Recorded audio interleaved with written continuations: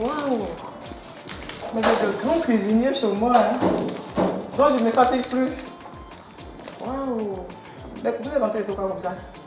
On reproduit le gâteau de la dernière fois. En tout cas, c'était bon, c'était super, c'était succulent. Mais cette fois-ci, là, vraiment le sucre, là, dosez ça un peu. D'accord. Voilà, j'ai mis le sucre. Et puis, il ne faudra que ça dure trop au four. D'accord. Voilà. Donc, Shalom, tu suis tout ce que ton grand frère fait.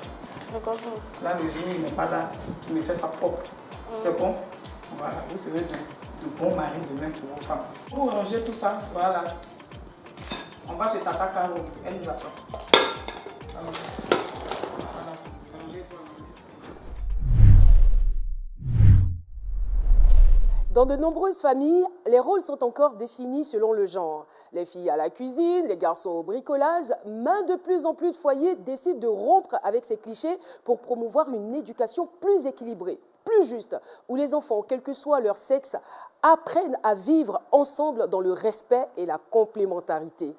Harmonie et communication dans le couple, l'éducation à l'égalité des genres, cette thématique nous permet de recevoir la famille Ezoa. Bienvenue chez Caroline, bienvenue dans Escale familiale. Famille Ezoa, bonsoir. Bonsoir Caroline. Papa, maman et les enfants, vous allez bien? Ça va très bien Caroline. Est-ce que vous avez quelques appréhensions? Oui, un peu. Un peu? Oui. Non, tout va bien se passer, vous êtes chez vous. Chez vous. J'ai pas envie de dire faites comme chez vous, mais vous êtes chez vous. Monsieur Ezoa, Oui, Jean Arsène, c'est ça. le père de famille. C'est ça, Vous êtes sous-directeur des études dans un collège de la place. effectivement. C'est facile ce métier? Enfin. Un peu difficile, hein. Un peu difficile, compliqué à la fois parce que gérer les autres, c'est pas facile. C'est pas facile, et surtout les enfants. Les enfants et les adolescents. Les adolescents, voilà, c'est Ouais. pas facile. Mais on fait avec. C'est une passion, on aime vraiment les enfants. Donc on met tout pour pouvoir vraiment satisfaire les parents. Mais je pense que chez vous, ça ne doit pas être très difficile puisque vous êtes marié à une assistante sociale. Oui, effectivement, bon, de temps en temps, je prends conseil auprès d'elle. Elle me donne les techniques. C'est cela. Voilà. Madame Chimène Ezoa, Oui Caroline. la tendre et chère épouse de Monsieur Jean Arsène Ezoa. Vous allez Effectivement. bien? Ça va bien Caro. Vous êtes assistante sociale, Oui, également chantre. oui, chante. Donc vous avez plusieurs cordes à votre arc. Oui, c'est ça. Sait-on jamais? Peut-être qu'avant la fin de l'émission, nous allons vous écouter. Bon, je ne sais pas, je ne sais pas.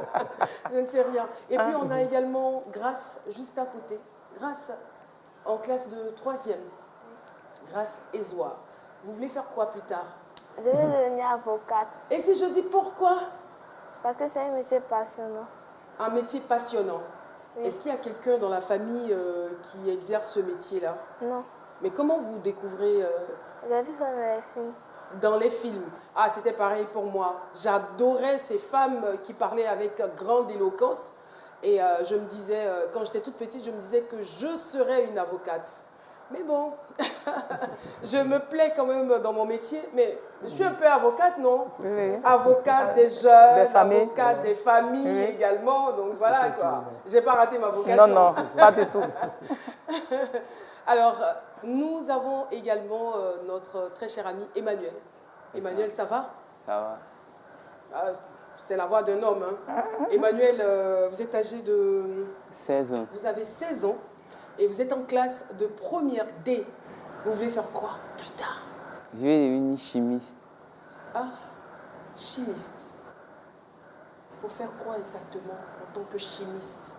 Je vais créer des boîtes, des produits pour vous revendre. Des produits. Vous avez commencé à faire déjà des recherches dans ce domaine? Un peu. D'accord. Et en classe? Oui, en classe, on a fait les exposés sur les pétroles et puis les gaz naturels. D'accord. Et ça se passe bien? Oui, ça se Vous passe avez bien. de belles notes? Oui, C'est super. Bah, soyez chimiste. Je vous verrai pour créer, pourquoi pas, une marque de produits cosmétiques pour moi. C'est possible? oui, oui. On se donne rendez-vous dans combien d'années? 5 ans? 5 ans. Super, super. Que Dieu nous garde en vie. Amen. Shalom. Shalom. Shalom est en classe de CM2. Oui. C'est bien cela. Quel âge? 11 ans. 11 ans. Et tu veux faire quoi plus tard? Je veux devenir pilote. Oula, Caro, mais je t'ai dit, tu vas trop voyager. Pilote. Ah, c'est super. Ça, c'est un rêve d'enfant. Hein? Depuis qu'il est petit, il le dit. Depuis qu'il est petit. D'accord. Tu es bien en mathématiques? Oui, c'est fort. Ah, je suis fort. Je suis fort en mathématiques. Alors, j'aimerais savoir, comment est-ce qu'on peut décrire la famille Ezoa? Je peux décrire la famille Ezoa comme une famille, en tout cas, qui est en symbiose. D'accord. Voilà. En symbiose, franchement, souvent je me pose la question, si demain je ne suis plus, qu'est-ce que mes enfants seront? Parce que mes enfants sont mes amis. Mes enfants sont mes amis. Et souvent, même quand je suis seule à la maison, ils sont encore à l'école, je sens un petit vide. Dès qu'ils arrivent, on commence à causer. Parce que j'ai failli demander, mais quelle est la place de papa si les enfants sont vos meilleurs amis et que lorsqu'ils sont à l'école, ils vous manquent à ce point? La place de papa? Bon, de nature, papa ne parle pas beaucoup. Voilà. De nature, papa ne parle pas beaucoup. Donc, c'est moi qui mets un peu l'ambiance. Ouais. Voilà. On peut être au salon comme ça, on cause, comme on le dit souvent dans le jargon ivoirien, on s'attache. Voilà. Les garçons attachent ma fille, donc je suis derrière ma fille et puis on les attache. Mais il est dans son coin, quelque part, il regarde la télé. Il ne nous suit même pas. Voilà. Donc, c'est une famille en symbiose. Une famille en Une symbiose. belle famille que j'aime beaucoup. Et je vais dire, le calme de papa et le côté extraverti de maman, c'est ce qui fait forcément la force Voilà. de la famille. Mais- Comme on le dit très souvent, mais deux souvent corps aussi- de même nature ne s'attirent pas. Ce côté aussi, là, Hein? a un impact positif sur la famille. Alors, votre vie nous intéresse, Oui. votre histoire également paraît être intéressante. Aujourd'hui, on parle de l'éducation à l'égalité des genres. C'est notre histoire, c'est tout de suite.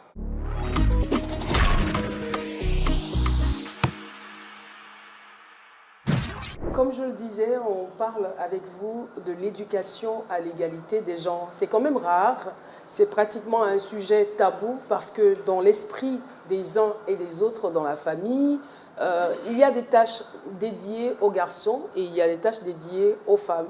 Mais chez vous, il n'y a pas de discrimination, il n'y a pas de distinction, tout le monde travaille. Oui, chez moi, tout le monde travaille. Comment c'est venu? Pourquoi vous avez instauré cela? Bon, je me suis inspirée de l'expérience de ma propre famille d'abord. D'accord. Voilà, de ma propre famille. Et ça n'a pas été bénéfique pour notre mère à la longue. Parce qu'elle a beaucoup misé sur les filles qui devaient faire les tâches ménagères. Elle avait plus de filles que de garçons? Elle avait, oui, plus de filles. Mm. Plus de filles que de garçons. Et à la longue, ça l'a rattrapée. Comment? Puisque lorsque les enfants garçons étaient encore Plus petits. jeunes, voilà, plus petits, elles ne sentaient pas le besoin d'être servies par un garçon. Si bien que quand il y a une manifestation ou bien une cérémonie dans la famille, les garçons ne sont pas habitués aux tâches. Voilà, donc c'est les mêmes filles qui sont à la cuisine, c'est elles qui vont aller placer les chaises, qui vont le bon. Voilà, ils ne sont pas habitués et elle a commencé à se plaindre. Donc quand j'ai vu ça, je me suis dit quoi? Parce que moi j'ai fait les garçons d'abord. J'ai eu mes enfants de manière miraculeuse. Voilà. Après notre mariage, 3 mois après, je constate que j'ai les symptômes d'une femme enceinte. Mais c'était une grossesse extra-utérine. Et en juin, j'ai subi une intervention chirurgicale. On fait l'ablation d'une trompe. J'étais désespérée. Donc il fallait faire des examens pour voir si la trompe restante pouvait procréer. C'était comme si je passais un concours. Quand j'ai fait l'examen, je devais prendre le résultat. Qu'est-ce que la trompe? Parce que le médecin m'a dit il faut qu'on fasse un examen pour voir si la trompe est en bon état. Puisque l'autre était en mauvais état et puis on a une chose, comment on appelle, retiré. Donc la deuxième trompe, le médecin m'a dit, fais cet examen pour voir si la trompe qui est restée est en bon état. Car j'ai eu la plus grosse peur. Et je vais faire l'examen. À l'époque, c'était au CHU de Trècheville. Quand je lis le résultat, on me dit que la trompe est en bon état. J'ai fini le traitement en février 2006. Dans le même mois que j'ai fait l'examen, j'ai eu le résultat. Je suis tombée enceinte. Oh. Et j'accouche en novembre 2006. Bravo. J'accouche en novembre 2006. J'accouche un gros garçon qui s'appelle Israël. Ça veut dire vainqueur, victoire. Prématuré. Israël, c'est un peu particulier parce que lui, à 7 mois déjà, il voulait venir. À 7 mois, Israël. En tout cas, mon mari a acheté ses enfants. C'est-à-dire? Oui, il a dépensé. Voilà. À 7 mois, Israël voulait venir. Pour ajouter à ce qu'elle dit, il faut dire que j'ai dépensé au moins, dans le mois, ça fait déjà près de 42 000 francs sur chaque enfant. Et vraiment, c'était vraiment, c'est pas très facile. Mais Dieu a fait grâce. Dieu a fait grâce. C'est le plus important. C'est ça. C'est le plus important. Ils viennent avec un poids. Je les ai fait tous sans déchirure. Avec ce gros poids-là, j'accouche facilement, sans déchirure. Pour ne pas parler de césarienne. Vraiment, je rends grâce à Dieu. Donc, ce sont des enfants miracles. Voilà, donc j'ai fait les garçons en premier. Et j'ai commencé, parce que j'avais des Grâce problèmes. est la seule fille? Oui, c'est la seule fille. Est-ce que vous n'êtes pas souvent un peu jaloux de la façon dont maman traite Grâce? Non? Il n'y a pas de différence? Vous ne sentez pas qu'elle est plus attachée à Grâce qu'à vous? D'accord. On va essayer de voir comment se passe une journée chez les Ezois. Les samedis matin, quand il n'a pas de devoir, parce que le jour de devoir, c'est le samedi. Quand il n'a pas de devoir, le jour où je peux, je fais le marché. Vous voulez parler d'Emmanuel? Voilà, je fais la cuisine. Mais quand je suis fatiguée, je dis, non, tu vas faire le marché. Il ne s'oppose même pas. Il dit, maman, c'est quelle sauce? Il dit, envoie une feuille avec un stylo. Et il note.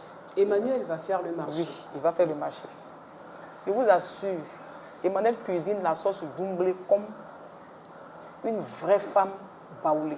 Je lui ai montré. Il a dit la sauce doublée ne doit pas être trop lourde.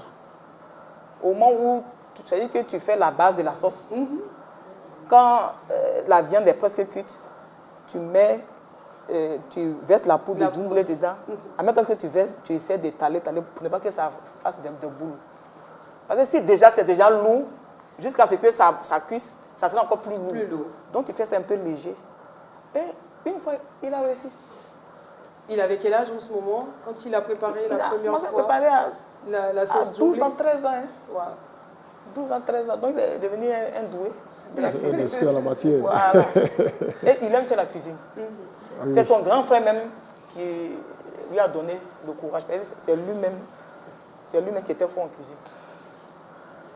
Il était fort en cuisine. Mais malheureusement, dès qu'il a eu le bac, il ne prépare plus. Pourquoi? Je ne sais pas, mon enfant, quand il a eu le bac net là, il dit, tu vas aller faire le marché. Il dit, non, maman. Non. Ce n'est plus possible. Non, c'est pas possible. Est-ce que ça sera pareil Je ne sais pas. pour Emmanuel? Emmanuel après le bac? Emmanuel après le bac. C'est pas la bonne. Tu ne sais pas par quel virus on est Mais piqué c'est que après le je bac? sais que j'étais formée. C'est le plus important. C'est le plus important. Et actuellement, il a eu le bac, il s'est rapproché de l'université parce que ses grands-parents sont là-bas. Ce ne sont que de bons témoignages. Ok. Quand il devait aller séjourner chez ses grands-parents, je l'ai fait asseoir. Tout ce que je t'ai montré ici, tout ce que je t'ai appris ici, ce sont tes grands-parents. Il ne faut pas dire comme ce sont mes grands-parents. Donc, non. Il faut les servir. En tout cas, Israël a un bon témoignage. C'est le chouchou de son grand-père. D'après son grand-père, il dit quand Israël lave sa voiture, c'est comme si il venait d'un lavage auto. Oh. Il travaille de manière... Quand Israël te nettoie la maison, quand Israël te lave les assiettes, Quand Israël te lave les habits, son placard n'est jamais dérangé. Il va faire la lessive. Il plie ses habits avec sa main comme si c'était avec un fer à repasser. Tu ne vas pas le voir mettre ses habits comme ça dans le placard. Il plie. Tu vas dans son placard. Si tu vois, pour les autres, c'est dérangé, mais pour lui, c'est dressé. Et avec ça, il est parti. Donc, sa grand m'a dit, ton fils Israël, il est propre. Hein? C'est ma fierté. Et c'est ce que je lui ai appris. Donc, voici un peu l'objectif. Voilà, la vision que j'ai eue pour mes garçons. C'est-à-dire que tu es élève, tu es appelé à être dans d'autres lieux. C'est cela. Voici Israël qui a eu le bac en cité universitaire. Voilà. Ou même si tu as eu la grâce même d'avoir une bourse étrangère en Europe, tu fais comment? Tu ne sais même pas faire qu'un œuf. Tu fais comment? Donc, Emmanuel, s'il a eu la grâce d'aller en Europe, il n'aura pas de problème. Mais qu'est-ce qui fait qu'Israël soit aussi ordonné ou plus ordonné que ses frères? Franchement, je peux dire qu'il m'a ressemblé. Ah, d'accord. Voilà, et les autres ressemblent à leur papa? Non, pas que ça. Non. Je vais dire que je suis en matière d'ordre. Oui. Vous êtes une maniaque. Voilà. Ouais. Je suis rigoureuse. Bravo, hein, parce qu'on a grandi dans des familles, on observe également des familles où véritablement les garçons, ils sont à la télé. Je veux dire, à moins peut-être qu'il y ait de petits bricolages ou qu'il y ait des choses à faire dans le jardin. Les tâches sont pas. Ça fait 10 ans que je ne connais plus de filles de ménage. Mais comment votre entourage voit cela? En 2021, je suis partie à une retraite spirituelle avec mon époux. Et j'ai confié mes 4 enfants à ma soeur à Yopougon. Elle a son garçon qui a le même âge que Emmanuel. L'autre a le même âge que Grace. C'est-à-dire que nous-mêmes, on s'est suivis pour faire les enfants. Donc, j'étais à Korogo quand le mari de ma soeur m'appelle pour dire « Chimène, bravo, tu as bien formé tes enfants. » Je dis « Ah, comment ça ?» Non, il n'y a rien à faire. Tes enfants se réveillent, là, on ne leur dit rien. Ils prennent le balai, ils balayent le salon, ils nettoient, ils préparent le riz. Donc, quand les vacances sont finies, qu'ils sont revenus, les enfants de ma petite soeur, ils ont commencé à travailler, ils ont commencé à préparer le riz, ils ont commencé à faire les tâches des femmes, des filles. Ils ont été influencés positivement. Ils ont été influencés positivement, ouais. Jusqu'à présent. Jusqu'à présent. Vous voyez un peu. Et au jour d'aujourd'hui, les nounous qui viennent en février, en mars, elles s'en vont. J'en ai tellement souffert. Et pourquoi? Tu prends une nounou, où tu comptes sur elle là, elle est partie. Le niveau est peut-être trop élevé. Non. Je ne sais pas. Il n'y a pas grand-chose à faire là-bas. Hein. Je veux dire qu'elles ont peur même de travailler. Au départ, quand vous avez observé qu'elle donnait une certaine éducation à vos garçons, quels étaient vos sentiments? Au départ, je me plaignais. Je n'étais pas trop d'accord. Mais après, j'ai trouvé que c'était pas mauvais. Pourquoi vous vous plaigniez? Bon, parce que vous avez grandi dans un environnement où les garçons ne faisaient pas des tâches ménagères. Non. Moi, quand j'étais avec mes parents, je travaillais. Hein. Je faisais la lessive, je repassais les bits du papa, je lavais sa voiture, je lavais même les assiettes. La seule chose que je ne faisais pas, c'est la préparation. Mais la seule, bon, de temps en temps, un peu de riz, c'est ce qu'il peut faire. c'est déjà quelque chose. Voilà. Donc, je disais qu'ils étaient encore tout petits. Voilà, donc il ne fallait pas trop les fatiguer. Mais de temps en temps, moi aussi, je me mettais à la tâche pour aider madame. Voilà, quand besoin se fait sentir. Voilà, donc je le fais de temps en temps. Voilà. Qu'est-ce qu'elle a dit qui vous a convaincu? Puisque vous aviez marqué votre réticence au départ. Les filles comprenaient au départ. Elles nous présentaient une bonne image. Mais quand il arrivait la congé de Pâques, il y avait tous des prétextes. J'ai telle chose à faire, les parents m'ont dit de venir. Bon, et partaient faire le Pâques nous. C'est cela. Donc du coup, on se retrouvait encore seuls. Ben, c'était tellement répété que bon, on dit pour finir. Et je pense que c'est quand même une bonne idée voilà, de mettre tout le monde à la tâche. Voilà, c'est ça, c'est mieux. Et les tâches ménagères, comment est-ce que ça se gère? Est-ce que vous avez un planning que vous respectez à la lettre? Ou comment ça se passe? Bon, les soirs, comme ils ont cours le matin, les soirs, si c'est Grâce qui a fait la vaisselle aujourd'hui soir, Emmanuel nettoie la maison. Ok. Il nettoie la maison. Le lendemain, c'est l'inverse. Et Shalom... Donc ça se fait en fonction de leur emploi du temps? Non, c'est... De façon rotative? Voilà. Ok. Voilà. Et lui, c'est un expert en ménage. Voilà. Shalom! C'est un expert en ménage. Waouh! Il travaille plus précisément que ses deux frères à son âge. Si Shalom te fait le ménage du salon, tu ne vas pas dire que c'est un enfant de cet âge-là. Il fait le ménage de manière précise. Donc lui, c'est lui qui dresse notre lit, il fait la chambre. Voilà, parce qu'il sait bien le faire. Oh. Voilà, donc lui, c'est sa tâche. Vous pouvez me le prêter pour quelques jours? Non, tranquille. Il travaille de manière précise. Lui et puis Israël, ils ont la même manière de faire. Voilà. Grâce lave la douche. Voilà, c'est elle qui s'occupe de la douche. Emmanuel, j'aimerais savoir, est-ce que tes amis sont informés de ce que tu fais les tâches ménagères, de ce que tu prépares bien, tout ça? Non, pas encore. Pas encore, mais tu comptes les informer? Oui, peut-être si on en parle. Si vous en parlez. Mais quand vous retrouvez, par exemple, à la récréation, vous parlez de quoi? Des leçons vues en classe et puis parfois des corrections des devoirs qu'on a eu à faire. Ça, c'est des élèves studieux. Hein? Vous, les adolescents d'aujourd'hui, là, c'est ce genre de conversation. Sûr, hein? Bon, ça dépend de qui sont tes amis. Parce qu'il faut aussi savoir choisir ses amis, ses fréquentations. Mais s'il arrivait que vos amis le découvrent, est-ce que ça te gênerait? Non. Non, du tout. Bien au contraire. Ça va me motiver. S'ils découvrent que tu fais les travaux à la maison, le ménage, la cuisine, tout cela, Oui. ça va peut-être les encourager à faire pareil. Oui, oui. D'accord. Et en classe, tu as de bonnes moyennes? Oui. Sûr. D'accord.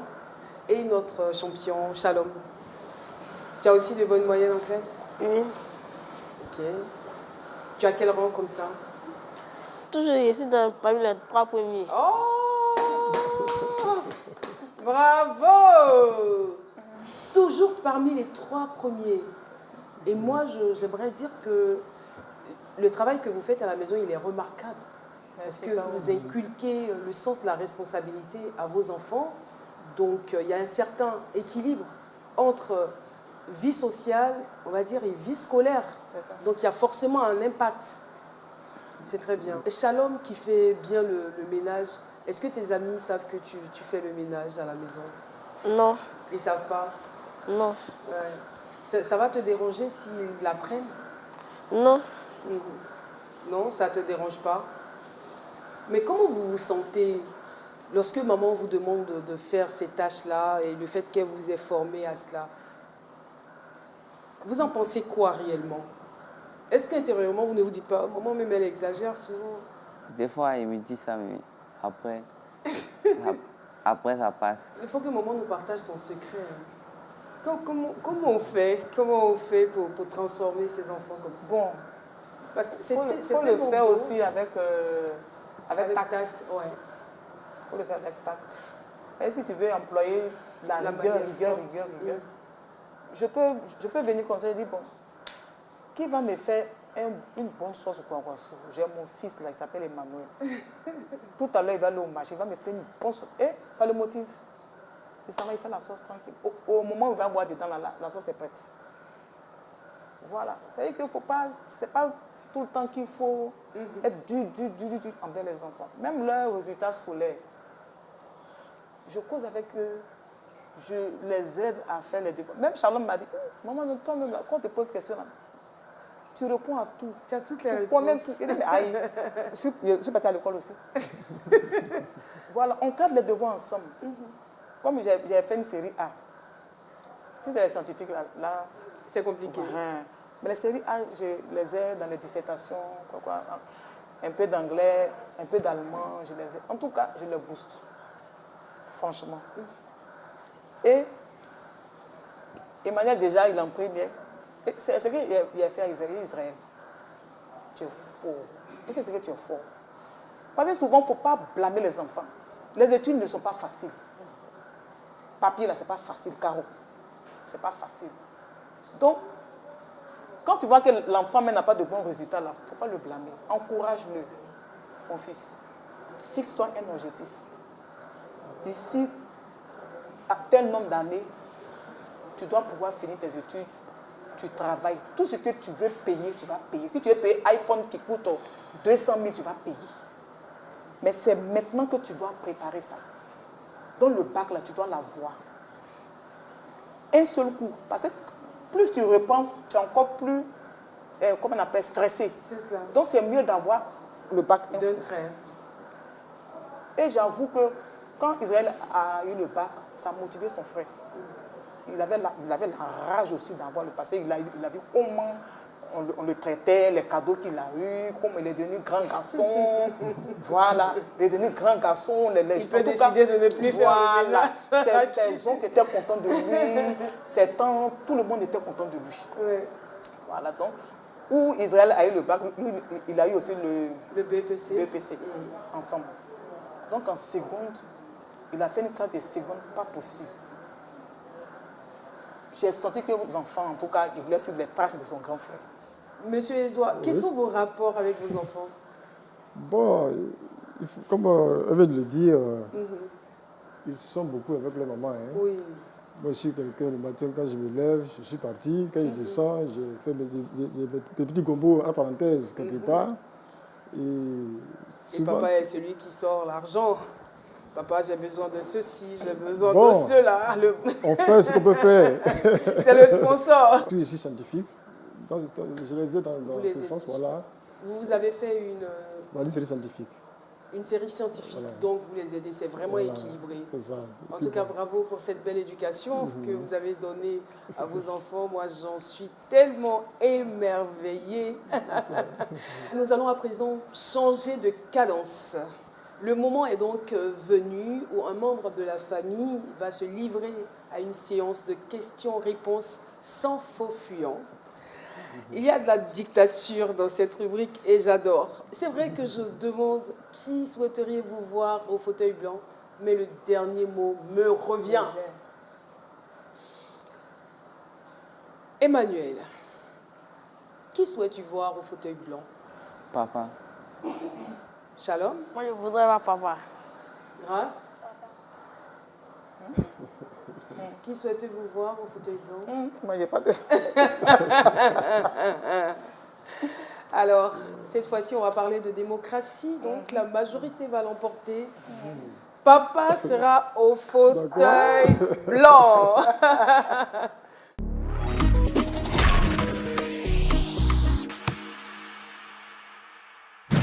Nous sommes dans la rubrique Le fauteuil blanc. Je rappelle à juste titre que nous recevons la famille Ezoa. Nous parlons de l'éducation à l'égalité des genres. En tout cas, bel exemple, hein, bel exemple. Et puis, on a reçu beaucoup de valeurs.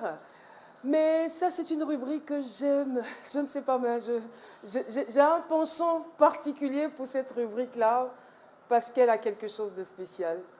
Bamba va nous envoyer le fauteuil blanc. Merci Bamba. Merci d'être aussi gentil. Au fil des émissions, il est disponible, Mr. Bamba. Merci beaucoup. Alors, Papa Jean-Arsène Ezoa, le fauteuil blanc est à vous. Décidément, hein? D'accord. Alors, je vais commencer par qui? J'ai envie de commencer par Shalom. Shalom, ta question. Est-ce que papa est prêt? D'accord. Ici, on casse les papos, hein? Voilà. C'est de façon très naturelle que ça se fait. Et voilà, donc chacun selon sa sensibilité, son inspiration. Nous t'écoutons. Papa, pourquoi la manière on cause un moment, là, pourquoi tu ne causes pas nous de cette façon? Vraiment, c'est une question. C'est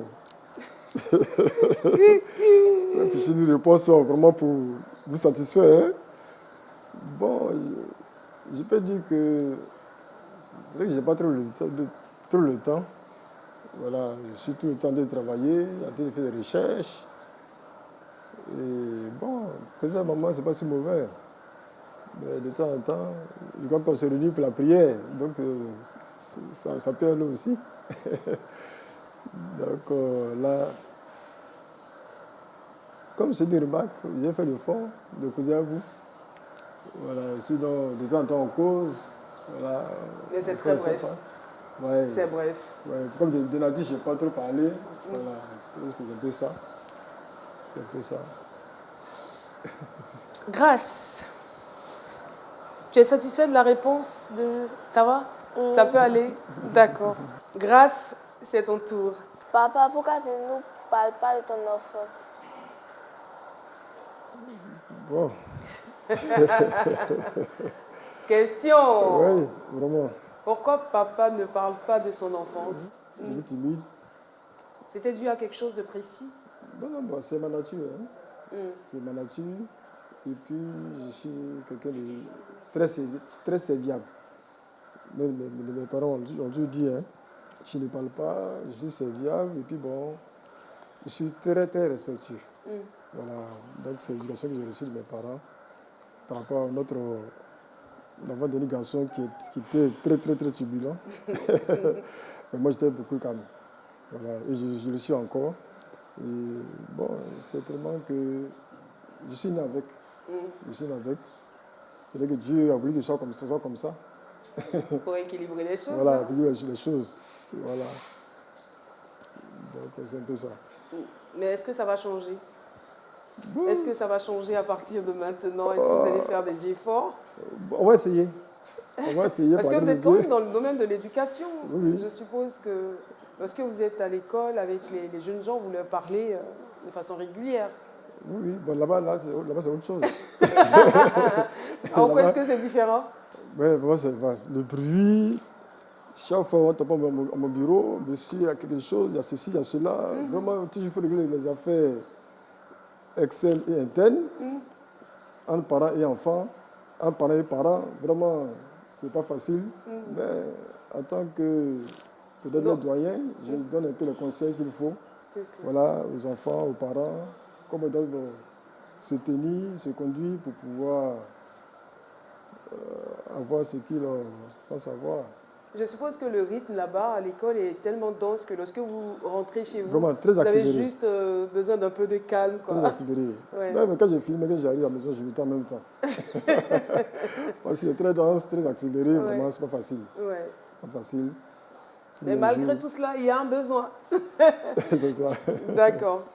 Alors, je vais demander à Emmanuel de poser sa question et puis on va terminer avec maman. Ah bah, j'aimerais savoir pourquoi la moindre erreur, tu t'enflammes. Hey. Oui, c'est vrai. Parce que je me dis que ça doit se faire. C'est inadmissible. Quelque chose, on peut faire quelque chose comme ça, vraiment. Il y a des choses que je n'aime pas. Voilà. Donc, quand ça me prend en même temps, je pète le plomb.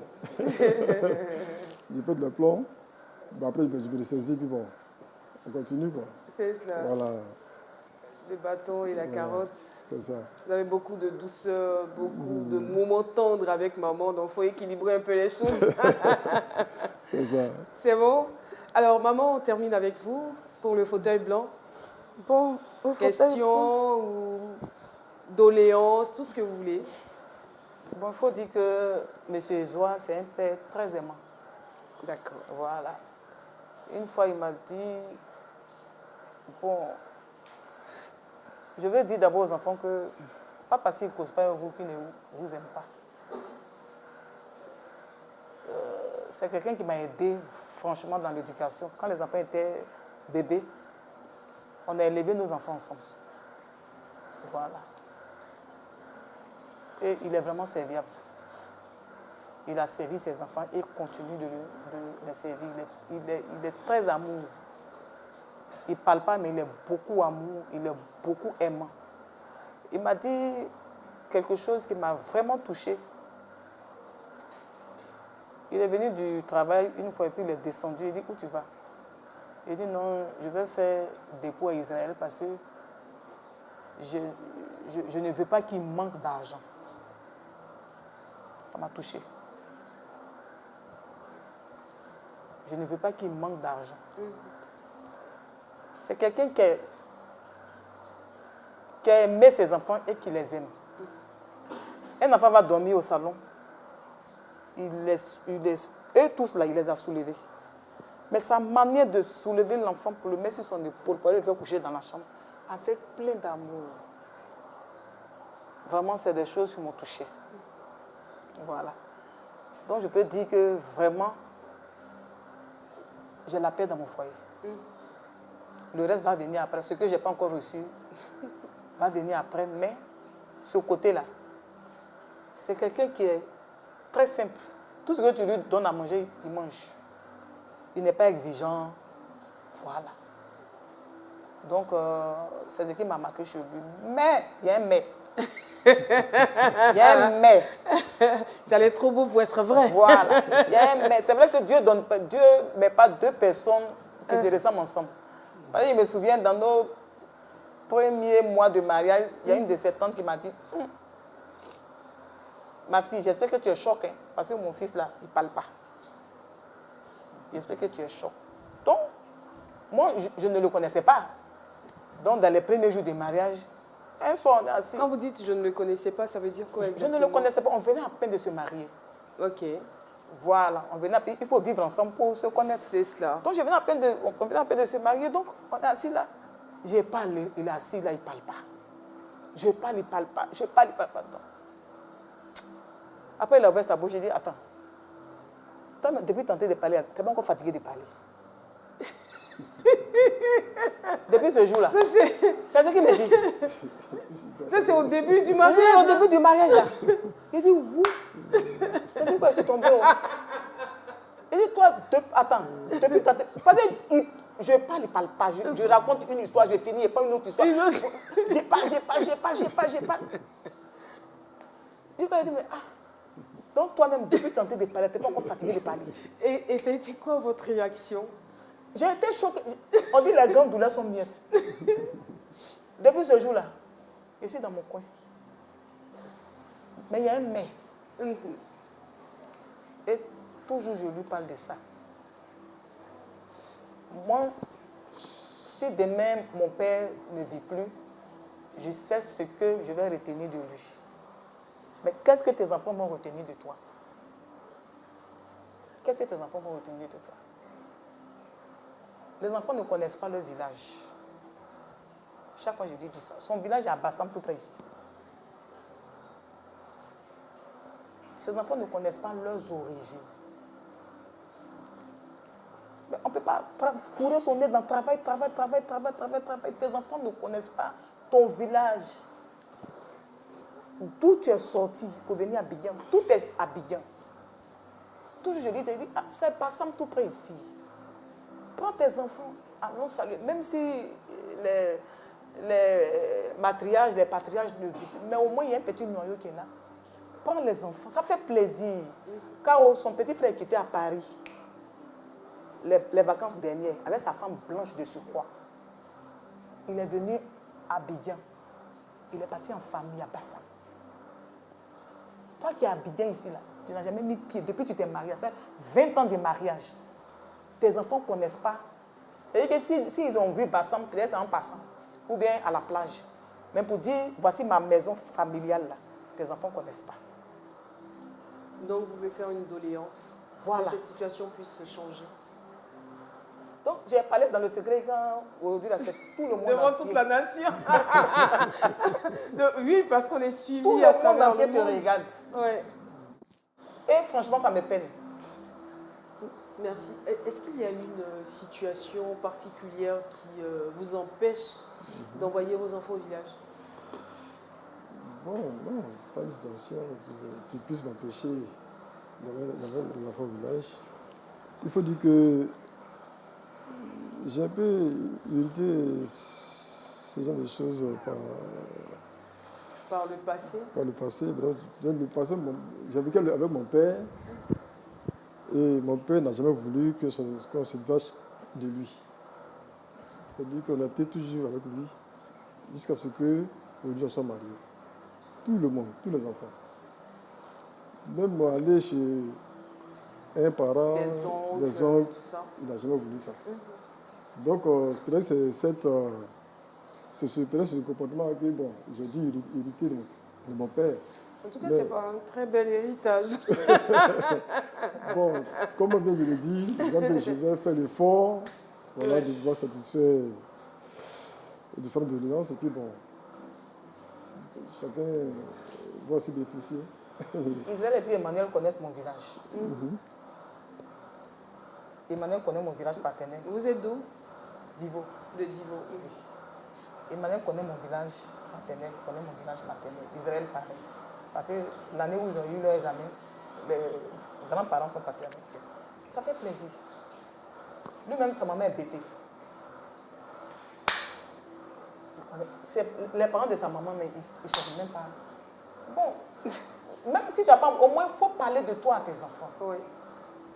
Ah, voici votre grand-mère est chose paternelle.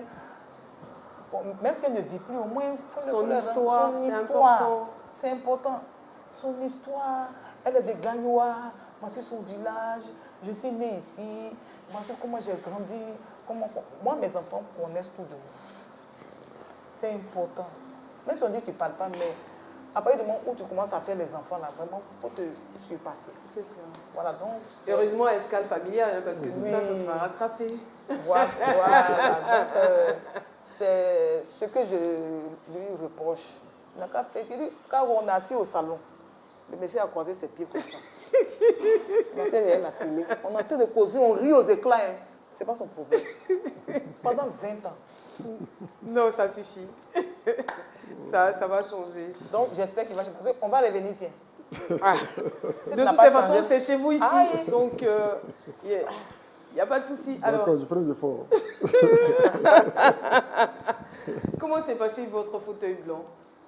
En tout cas, c'était chaud, hein? Oui, ça m'a permis de découvrir beaucoup de choses. Je ne sais pas tout ça. C'est dans leur cœur. Beaucoup de choses dans leur cœur. D'accord, mais c'est une bonne guerre.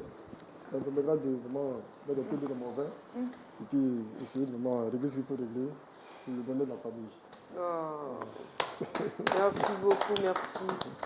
Merci pour vos bonnes intentions. Le fauteuil blanc, c'est terminé. Nous allons maintenant essayer de voir si vous vous connaissez les uns les autres. Tester votre connexion à travers de petites questions. Le défi familial, c'est tout de suite.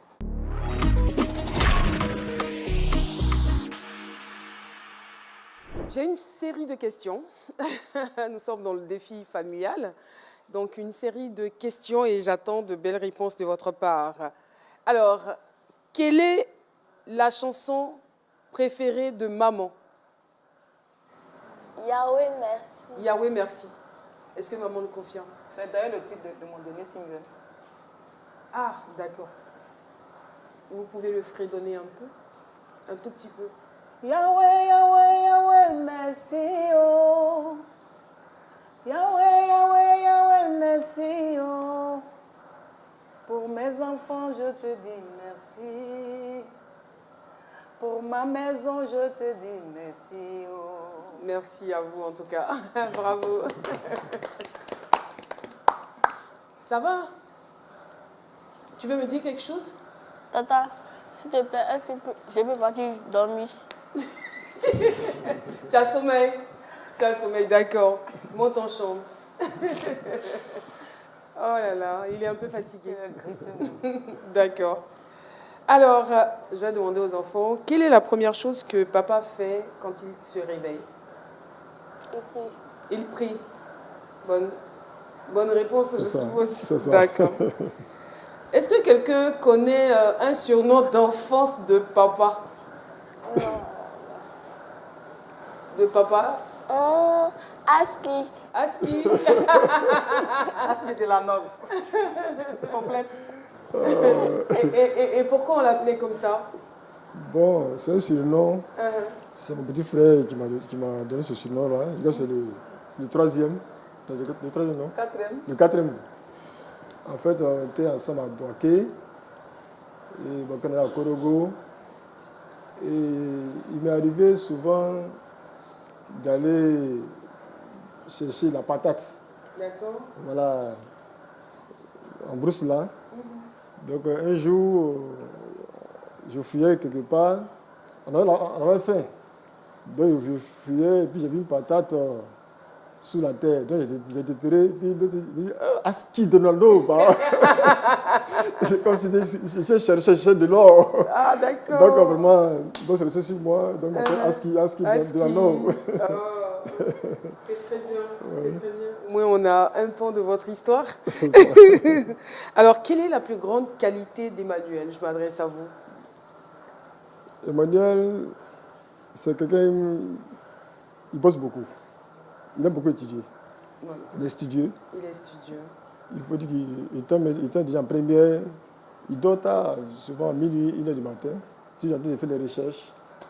Et c'est quelqu'un qui a envie de réussir. Dans cette âge-là de réussir. De réussir. Voilà, donc vraiment, c'est un peu ça. Qu'est-ce qui fait la plus grande fierté de maman? Grâce? C'est notre éducation. Votre éducation. Elle est fière de l'éducation qu'elle vous a donnée. C'est nous, on fait la fierté. C'est vous qui faites sa fierté. Maman, on le confirme? En tout cas, le succès de mes enfants m'a vraiment... J'étais heureuse pour tout le travail abattu. Voilà. J'étais contente en tout cas. Quelle est la couleur préférée de Grâce? Papa? Bon, c'est le rose, hein? Le rose? Oui. Grâce, tu confirmes? C'est quoi? Le violet. Bon, c'est pas très loin. Et le plat préféré d'Emmanuel? Maman? Sauce doublée. C'est ça? Il sait bien le faire. Quand ils vont marcher là, quand ils mettent avec la sauce doublée. Wow. Avec quoi? Avec foutou banane ou avec du riz? Avec du riz. Vous me donnez des envies. Hein. Moi, j'ai envie de manger avec foutou banane, Souvent, bien sucré, sans voilà. manioc. Merci beaucoup. Donc, c'est la fin du défi familial. Bah, bravo à tout le monde. Eh bien, une autre surprise, enfin, j'ai failli dire une autre rubrique que j'affectionne également, c'est la surprise du cœur. Ah C'est bon? du cœur à cœur, D'accord. c'est de l'amour, c'est beaucoup d'affection, beaucoup d'attention, c'est également des présents par moment. Je ne sais pas si vous en recevrez, mais c'est parti pour la surprise du cœur.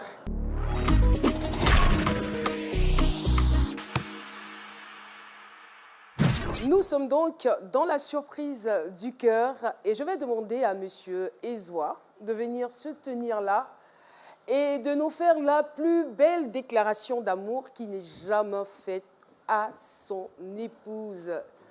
Une déclaration d'amour, mais poétique. Monsieur Ezoa, je vais vous demander de nous faire rêver.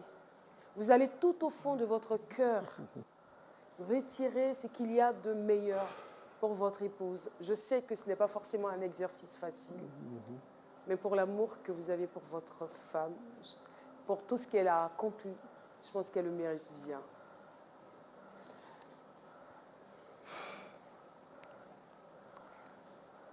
Chérie, ça fait déjà 20 ans que nous sommes ensemble. On s'est marié le 12 mars 2005.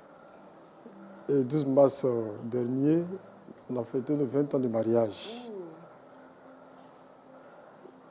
Sache que je t'aime. Je t'aimerai toujours.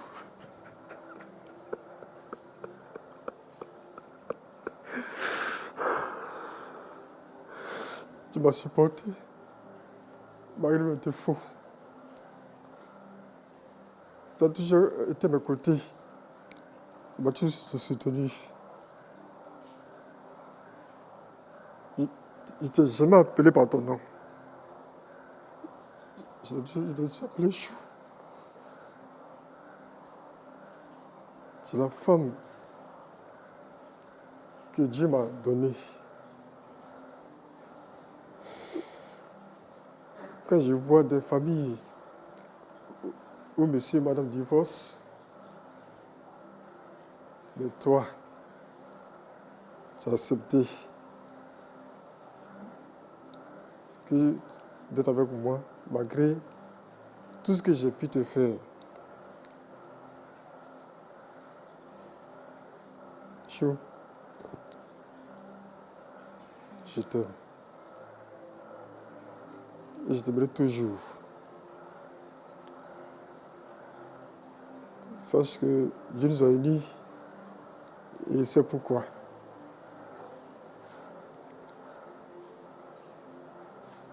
Cet amour est tellement fort que je ne vais pas vraiment résister sans couler l'âme. Parce que je sais tout ce qui s'est passé, où on était, où on est maintenant. Il y a eu des hauts et des bas. Mais par la prière, le Seigneur nous a envoyés au sommet. Et c'est grâce à toi. Tu as eu foi, tu as eu confiance. Tu as tout donné. J'ai vu la souffrance des enfants que tu as portés. Ni t'était la grâce de Dieu, tu restais dedans. Mais Dieu a eu compassion. Aujourd'hui, tu m'as donné de beaux enfants. Quand je les vois, je suis fier. Je suis fier d'eux et je suis fier de toi. Quelqu'un disait un jour, on ne se marie pas pour être heureux. Mais on se marie pour rendre heureux. Et je veux que tu sois toujours heureuse. Que l'amour que j'ai pour toi continue d'être plus fort. Pour que Dieu nous accorde beaucoup d'années pour vivre nos 50 ans de mariage. Amen. Merci. Il y a ta fille, Grâce. Comme elle est belle. Oh là là. Oh là là.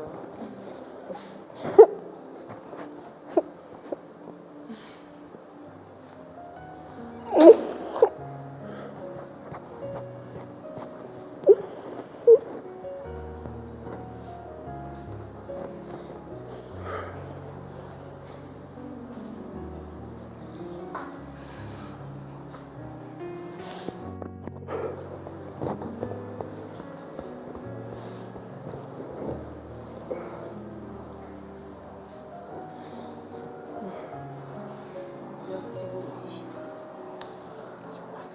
Il sait pourquoi il coule des larmes. J'ai fait face à beaucoup de défis. J'ai connu l'humiliation, j'ai connu la honte, j'ai connu le rejet, j'ai connu l'abandon, j'ai connu la honte, j'ai connu la moquerie. Et quand Dieu parle, il fait. Là où on est aujourd'hui, on n'y était pas. J'ai voulu vraiment me marier. J'ai affronté beaucoup de choses. Je me souviens quand j'étais enceinte de mon dernier, il y a quelqu'un qui m'a dit, dans ta misère là, tu es enceinte encore. Dans ta misère là, tu es enceinte encore. J'ai supporté beaucoup de choses avec lui. J'ai fait mes enfants dans la galère, dans la douleur. Mais ces enfants, aujourd'hui, quand je les vois, je suis fière. Ouais, c'est votre fierté, c'est Je une suis véritable fière. bénédiction. Mes enfants sont ma bénédiction. Ouais. Et le Seigneur m'a dit, ta bénédiction viendra de tes entrailles. Parce que quand ma vie de prière est activée, le Seigneur me parle. Ouais. Il m'a dit, ta bénédiction vient de tes entrailles. Je ne pouvais pas m'imaginer un jour à la RTI, en train de faire une émission avec Caroline Da Silva. Je vais passer par où? Je connais qui? Donc je rends grâce à Dieu pour dire que mon mari, on y arrivera. Vous l'aimez?